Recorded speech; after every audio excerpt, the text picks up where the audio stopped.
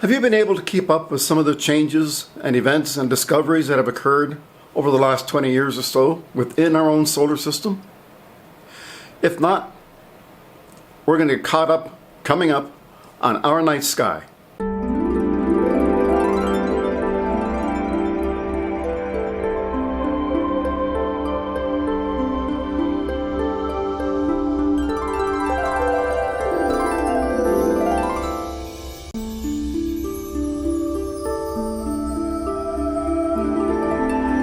This is going to be a short preview of the episodes that will be coming up, maybe as many as 7 or 8, discussing what we need to know about the planets in our solar system, what we need to know about asteroids, how all the planets and so on interact, and how far away they are.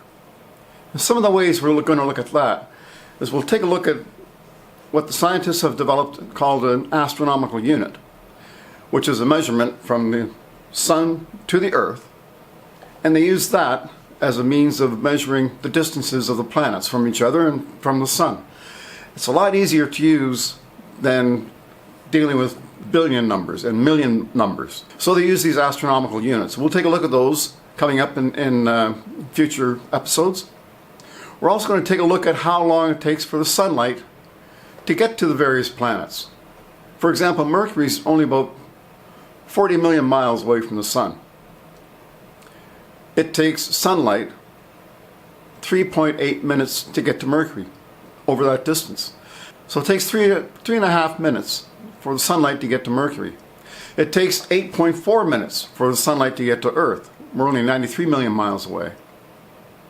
We like to think of light as being instant. Well, across the vastness of space, it isn't. It takes the sunlight 4 hours plus to get from the Sun to Pluto. Something else we'll take a look at too is some of the new developments with our solar system. For example, we have 8 planets now instead of 9. Back in 2006, the International Astronomical Union decided they were going to categorize planets. Some of those criteria were that the planet had to have cleared its neighborhood of its orbit. It also had to have a fairly circular ellipse for an orbit, and it also had to have sufficient mass and gravity for it to reach a point called hydrostatic equilibrium that would keep the planet within roughly the shape of a sphere or a ball. Pluto couldn't do it.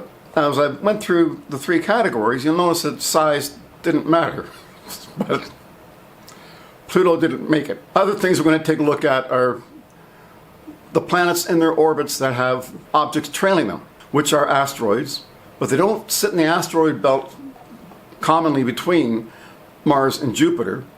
They have broken away somehow, and some are actually leading Jupiter in its orbit around the Sun, and others are trailing it in its orbit around the Sun. But Jupiter's not the only one that has those. Earth has them, Mars has them, Jupiter, and Saturn. Also, Saturn is not the only planet that has rings. And we're going to take a look at those. Earth doesn't have any, Mars doesn't have any, but the 4 giants all do. Saturn's are the most spectacular. Jupiter has about 6 rings, and Neptune and Uranus all have rings as well. So thanks for dropping by. Remember to be safe and be good to yourself and your neighbors. I'm Brett Bailey, and this is Our Night Sky.